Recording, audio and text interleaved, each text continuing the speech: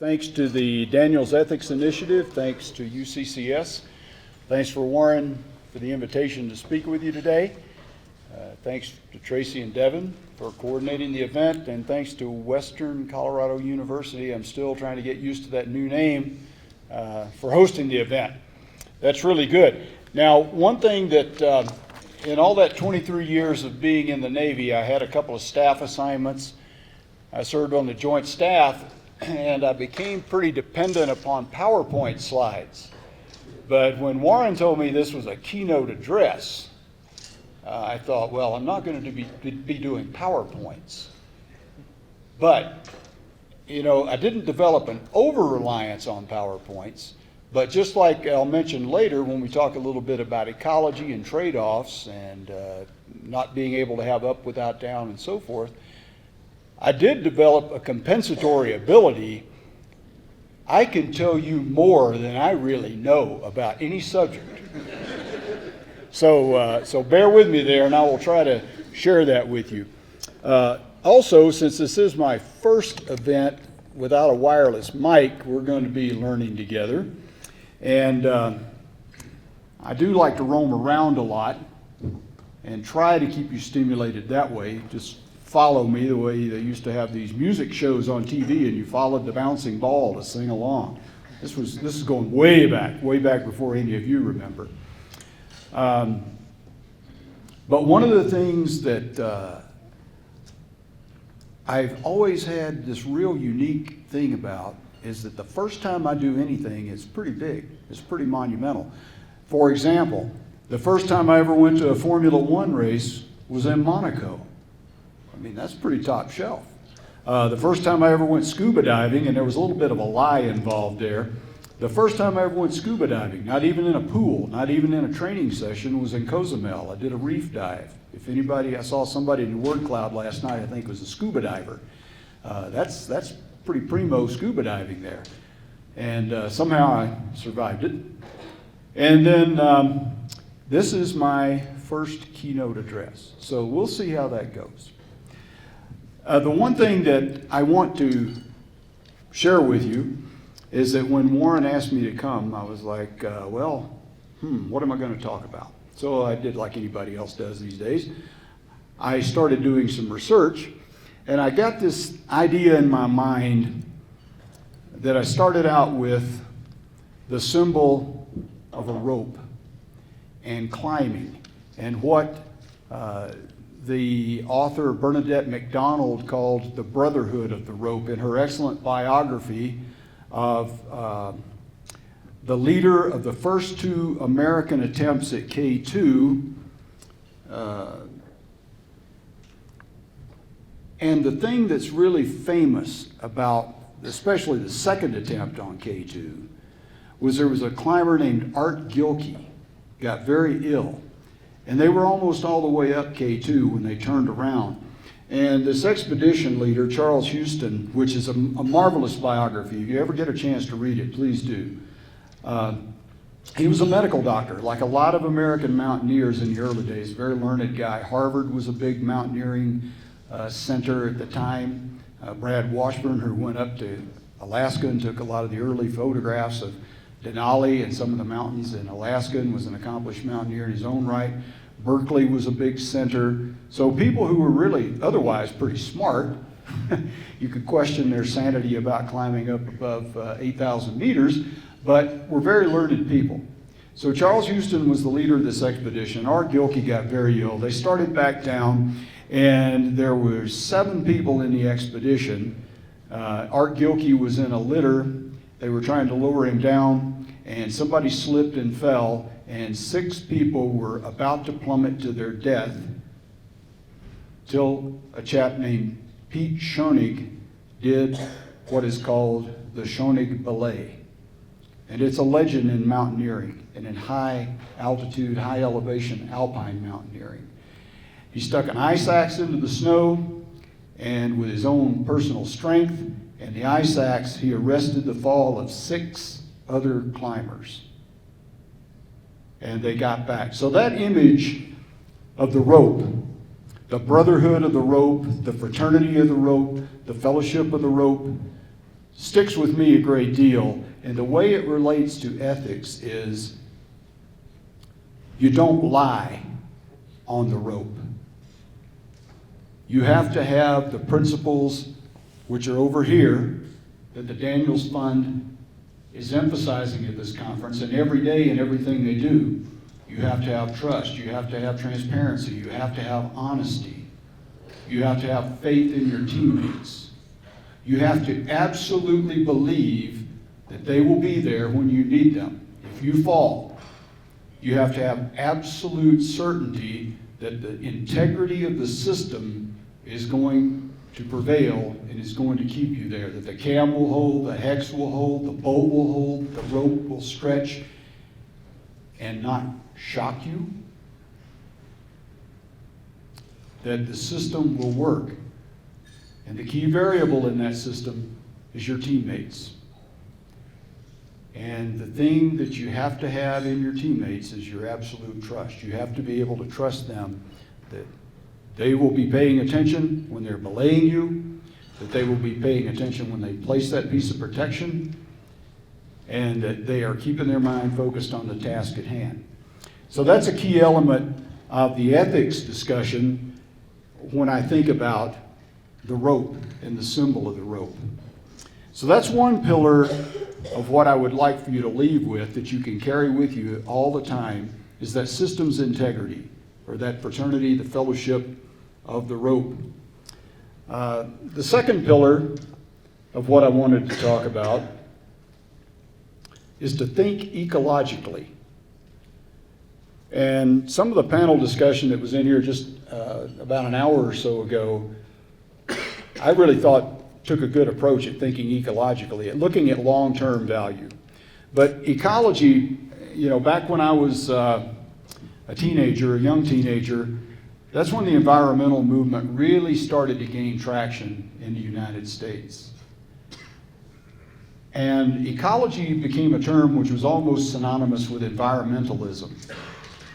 But ecology is a much more broader look at things. If you look at the definition of ecology, it's really the relationship of organisms to their environment and each other, how they interact. And when I say environment, that includes their built environment.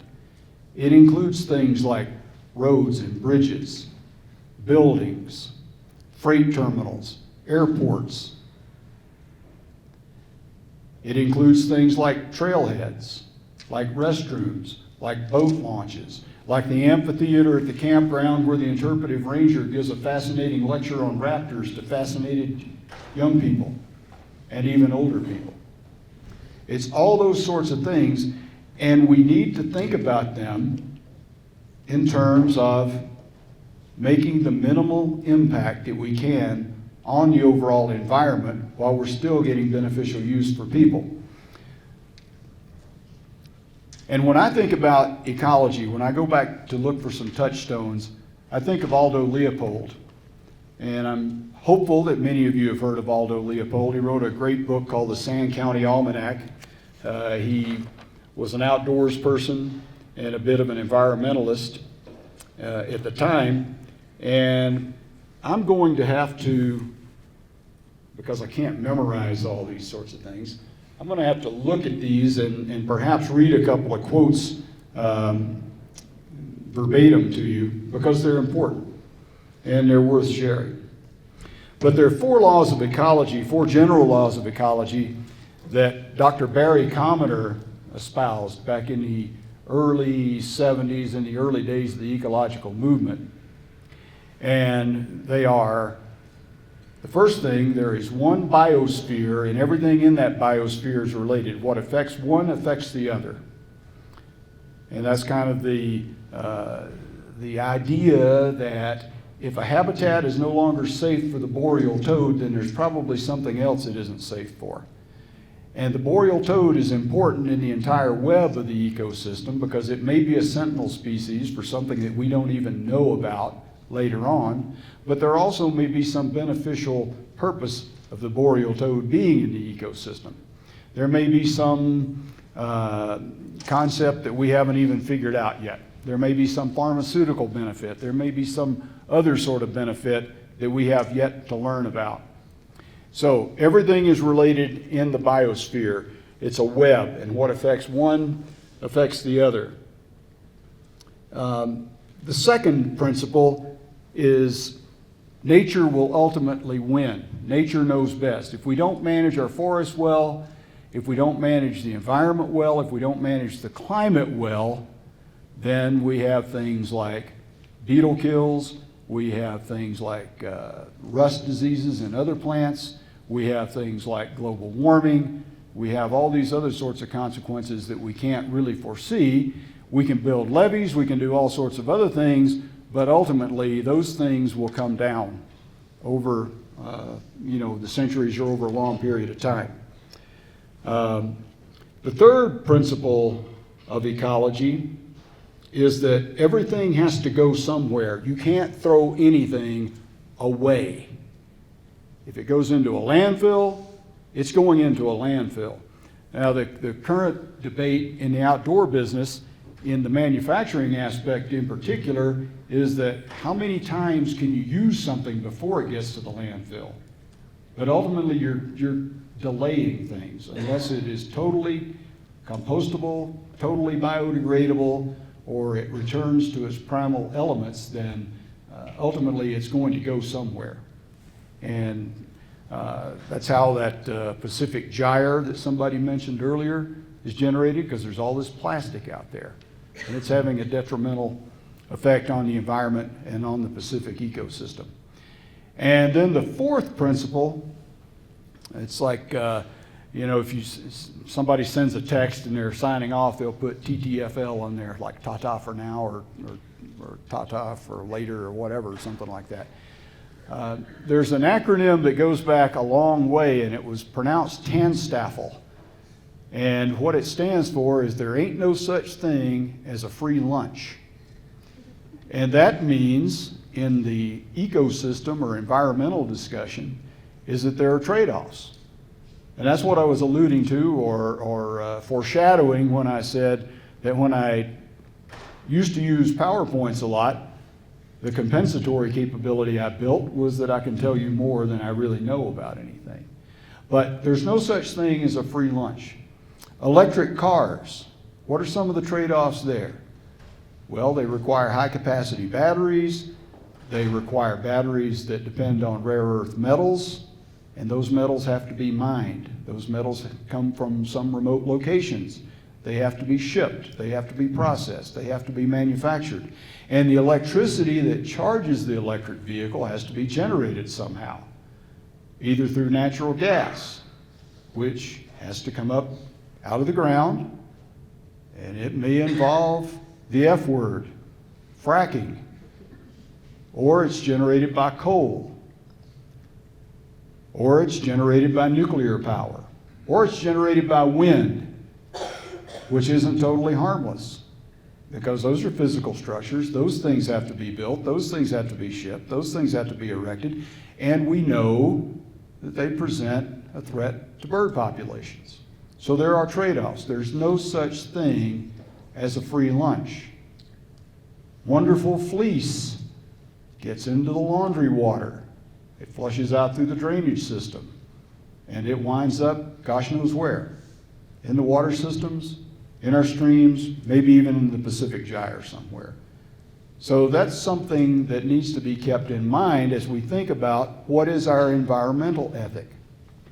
What is our approach to ecology, our relationship with our environment, with our built environment, and the decisions we make. So some of the things that Leopold talked about is being able to see the environment or see the ecosystem at a landscape level. And David, who I just renewed an acquaintance with over here with Anglers Covey down in Colorado Springs, we worked together on Browns Canyon National Monument a few years ago to get it declared. And one of the approaches that the land management agencies are taking now, the Bureau of Land Management, Forest Service, Colorado Parks and Wildlife, and everyone else, is looking at things at more a landscape level rather than just, oh, here's a good natural boundary for this monument.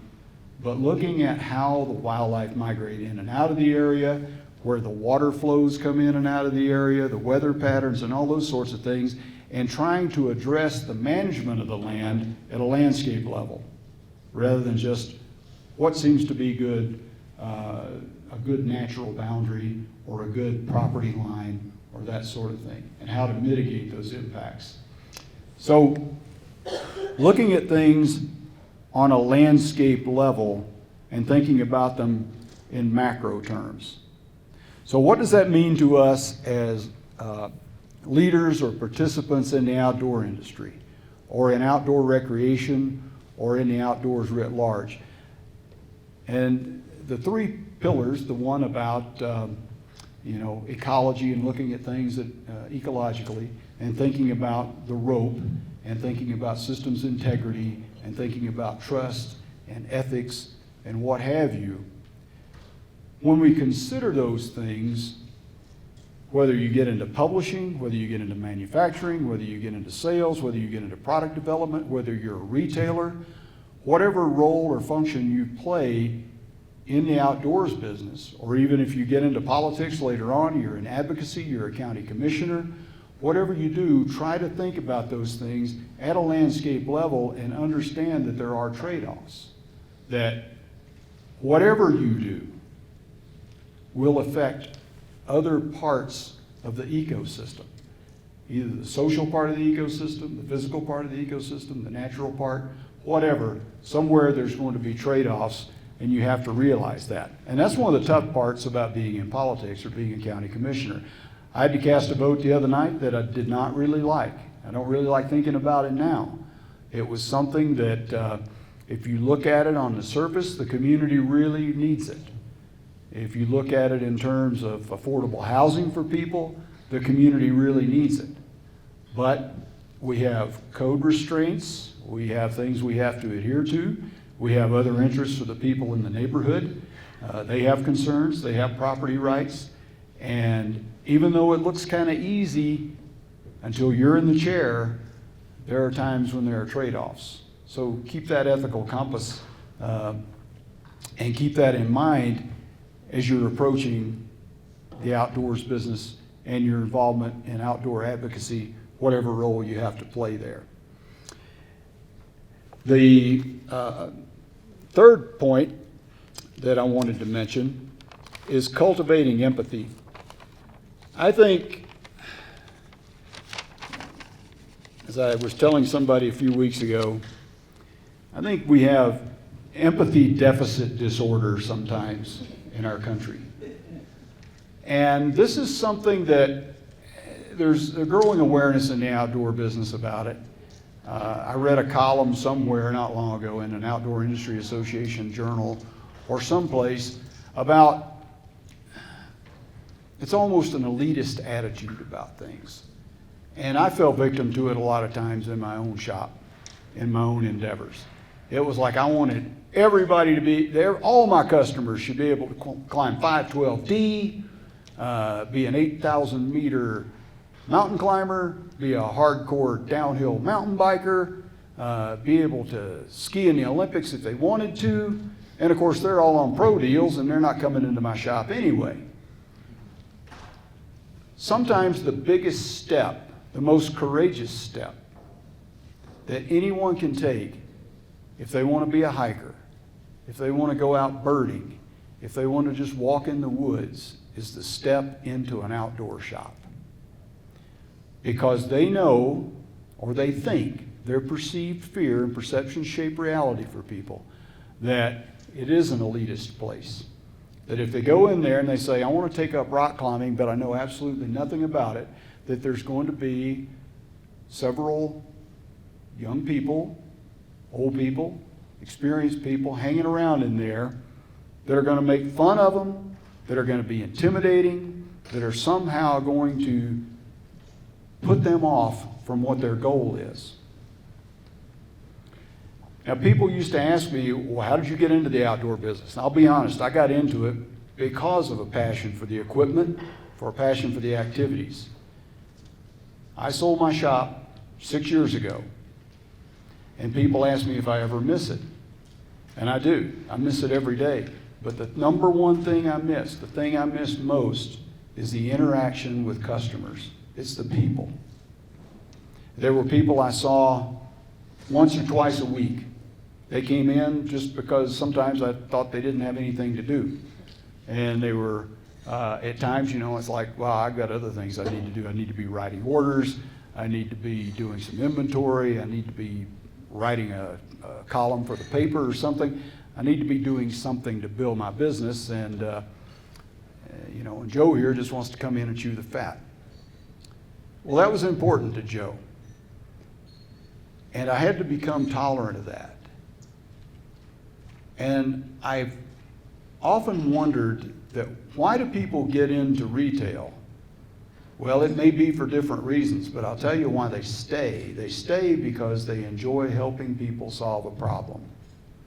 They enjoy working with people to get them the best solution to whatever challenge it is they're facing. If somebody says, I'm going to Guatemala and I need some great rain gear, I say, what time of year are you going? Well, we're going to be down there in warm weather. Well, I would love to get the sale. I would love to sell a $450 Gore-Tex jacket.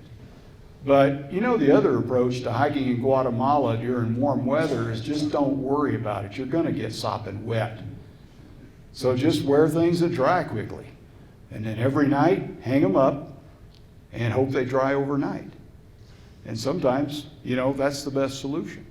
But you also have to be aware that it took a great deal of courage for some people to step into the store in the first place. And part of that empathy that we have to develop is understanding that and helping them with their problem. Helping them get the right pair of trekking poles. Help them get the right pair of shoes that fits well, that aren't going to blister their feet. So at very fundamental levels that way. And that too works all the way up and down the rope chain. If you're in product development, what are we really trying to solve? What are we really trying to do? Are we just moving the stitching around on something, changing it cosmetically? Or are we really delivering a better product that helps people be safe and have a more enjoyable outdoor experience? And if you can carry that with you all across the board, then I think the world will start being in a bit better shape. Now let me check and see if there are any other thoughts I had there before we move on.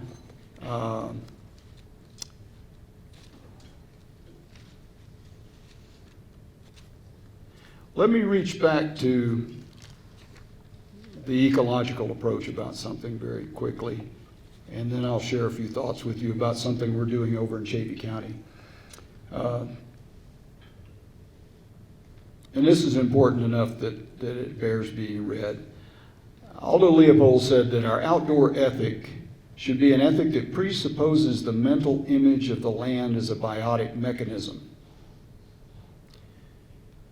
We can be ethical only in relation to something we can't see, feel, understand, love, or otherwise have faith in.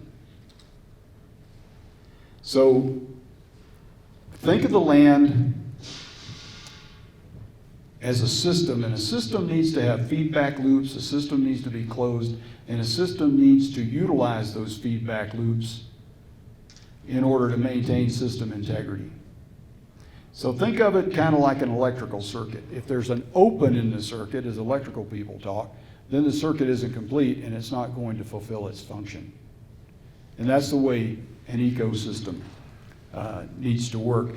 Now, between Jason last night, which by the way I had to go rewrite my speech after his great presentation last night, or reorganize my thoughts, and then the discussion that followed is, well, how do we address some of these problems? Because things run on funding.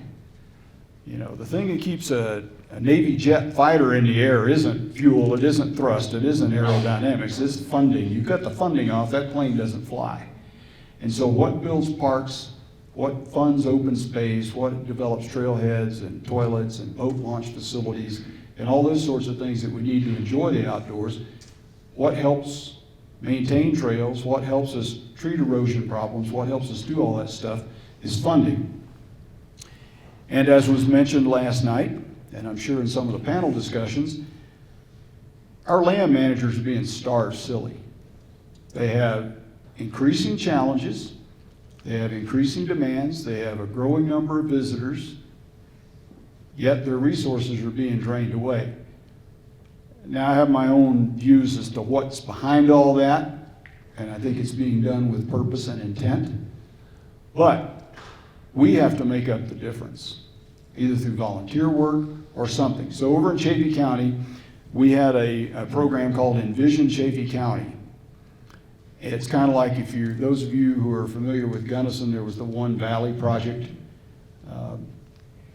So Envision Chaffee County, we had several working groups, and one of the things that we came up with, or we didn't come up with, the idea's been around forever in Chaffee County, it just had not been capitalized on, was we came up with a ballot initiative, and it became Chaffee Common Ground.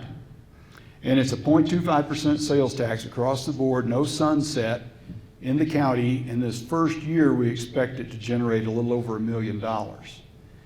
And it does three things. And when you start writing ballot language, you'll find you have to be purposefully vague about things. You want your ballot language to be broad enough that it gives you some flexibility with how you spend those tax dollars, but you want it to be specific enough that people have a really good, solid idea of what they're getting, that they know their $1 million isn't going to go build Baker a house up in the forest somewhere. So Chaffee Common Ground, forest health and watershed health, keeping production agricultural lands in production agriculture, and the third item is mitigating the impacts of outdoor recreation. Or, in another way of saying it, is making up that delta between what our land management agencies used to be able to do and what they no longer can do, especially with the increased load.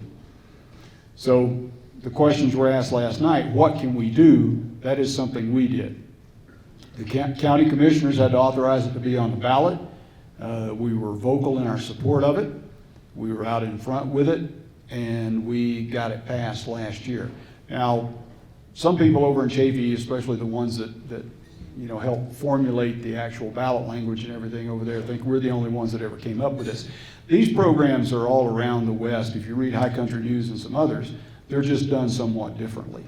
But that's the kind of thing that you can do to address those sorts of issues and shortfalls. That's something I wanted to share with you, and I'm happy to answer any questions during the Q&A if there are any.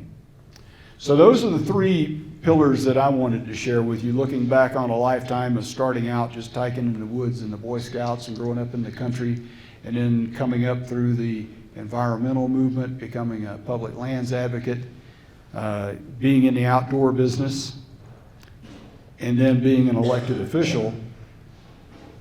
Remember the rope. First thing, if you get to the crag and you don't have the rope, you're either free soloing, and that's not good. So remember the rope. Remember the integrity of the system. Remember the trust, the transparency, the honesty. You don't want to lie when you're on the rope, and you don't want your belayer to be lying to you either. Oh yeah, I got you. Okay. And then find out that a friend of mine used to say they was lying. And then the second thing, think ecologically, think holistically, I guess is the newer way of saying it, but understand that there are trade-offs. Now, don't get me wrong here, I'm not talking about sacrificing your integrity. Does anybody listen to the Thomas Jefferson Hour, or is that just an old guy thing? Okay, we got a couple there. Yeah. A couple of weeks ago, a listener challenged him on something. And it was this idea that, okay, we've got the noisy, sometimes ugly democracy that majority rules. But Jefferson was also very concerned, as were most of the founders, about the tyranny of the majority. And somebody wrote in and said, well, I understood you to say the other day that if 51% of the people or 50.1% of the people decide they want to do something, even if it goes in conflict with your personal views or your inner convictions, that you should change that to comply with the majority. And he said, no, that's not what Jefferson would have said. He said, we're not talking about where to locate the toilets in the park. or what color to paint the exterior of the new skating rink. Those things, sure. Yeah, those are kind of collateral. Those we can negotiate. But the fundamental elements of the Constitution, the fundamental elements of the Bill of Rights, the fundamental elements of what we hold dear, don't compromise on those. So things like integrity, trust, accountability, transparency, fairness, respect, rule of law, and viability, don't compromise on those. If you can lay your head on your pillow at night and know that you've maintained your integrity and your system of ethics, then you'll be a success. Don't worry about the bank account. It will take care of itself over time. But if you can maintain that system integrity of the road, and think ecologically, and work within those frameworks, and think empathetically about your fellow human beings and about nature writ large, then you will have succeeded. So that's what I had to share with you, and I am welcome to answer any questions you may have.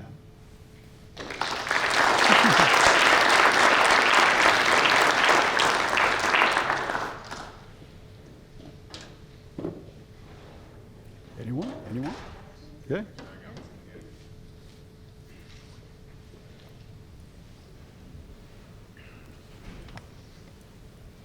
Mr. Baker, yes. First and foremost, thank you for your service, sir.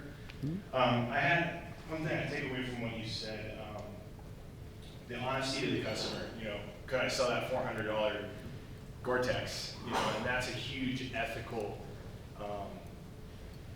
kind of battle, internal battle. I too have had some experience in the retail business, and you know, could I have gotten away with selling something for $1,000, or could I have saved them a couple hundred? And I would go with the couple hundred. I would tell them, like, honestly, look, you don't need this.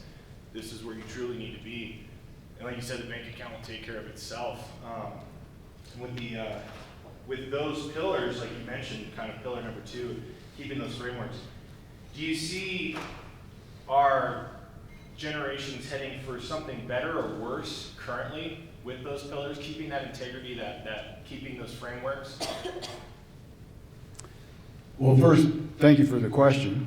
And I was thinking, I think it was Tyler, the young man that was up here before, he was talking about long-term value. And I think that's an important understanding to have. If somebody comes into your shop, you know, and they're driving a Porsche Cayenne,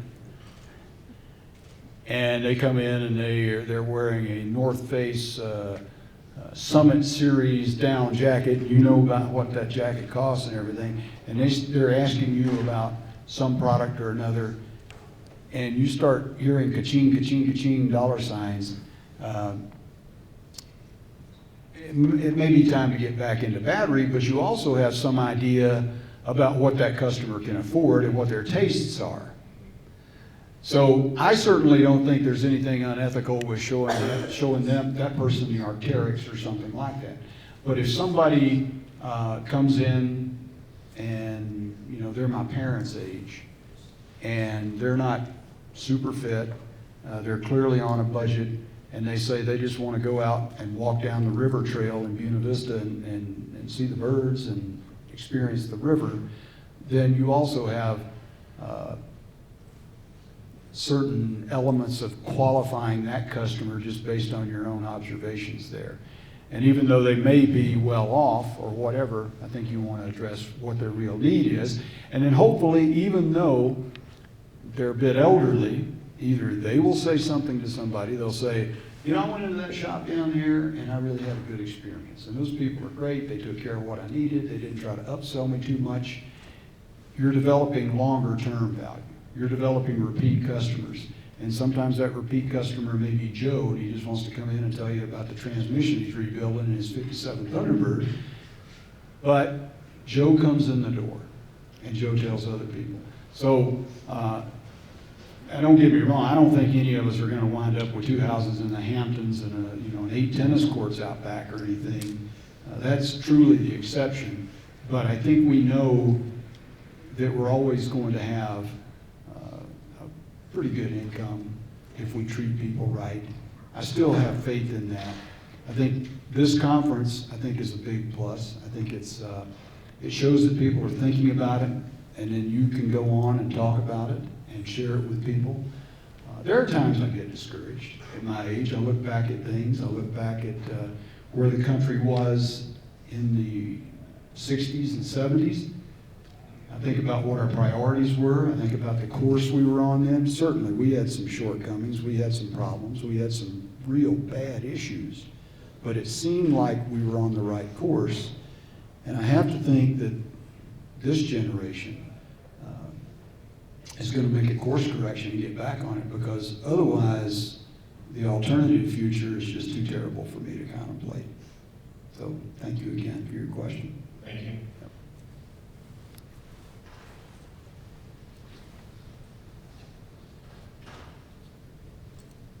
So I really appreciate what you mentioned about empathizing with the customer and creating that long-term value for the customer.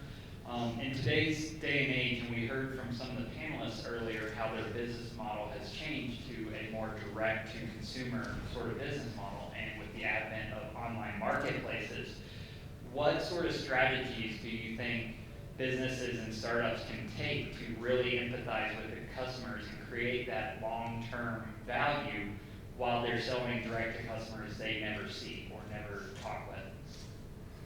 Yeah, that's a good question. And I wish I had the answer to that, because one of the big challenges there with our shop, the Trailhead, was online competition. And it's just a fact of life. We can rail against it. We can say, it's destroying society. But in the meantime, Jeff Bezos is doing quite well with Amazon. And his future ex-wife is doing quite well with Amazon. I heard she's getting $35.8 billion. It's just like the 0.8 is $800 million. Jeez. And I don't know where the future is going to take us on that. When I was, as recently as 1990, people didn't see Amazon. They didn't see things coming like that. I think one of the things that I think is exciting, and I was thinking about it during the panel discussion, I think it was when Roanne was talking, or maybe Kirsty, that this B corporation concept of a beneficial corporation, I think that's pretty exciting. I think Patagonia reorganized that way. Patagonia is private, and that's one reason Yvonne keeps it private, is so he doesn't have to focus on creating shareholder value all the time.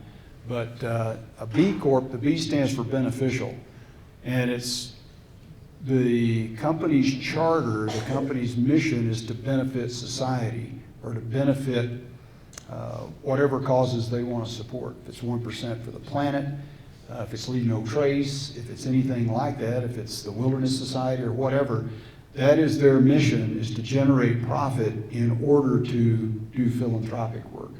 So I think that's pretty exciting. Now, I don't know if that's restricted to private companies or if a public company can be organized that way.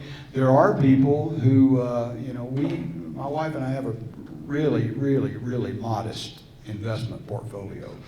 But one of the things that we've told our financial advisor is we want to invest in socially and environmentally responsible companies.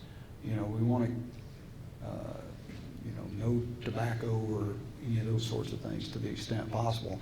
And a lot of times when you start reading down the food chain there and you get down into the granularity of things, you'll find some things you don't really like, and then you tell them to get off of that if they can at all. So I think somebody mentioned, I think Jason last night, was about being engaged, being responsible voters, and the same thing applies there, being responsible investors and trying to steer your investment companies toward ways that you can live with, that you don't have any ethical compromises with. I don't know if that answered anything, but it's something that, I have a high degree of confidence that there's the brain power maybe just in this room to figure that one out. As a fellow who, we just had the anniversary of Dr. Martin Luther King's assassination in 1968. It was the 51st anniversary of it on April 4th. And he said, over time, the arc of history bends toward justice. And I think we have to believe that. We have to have the confidence that that is true. Thank you. Thank you. Thank you.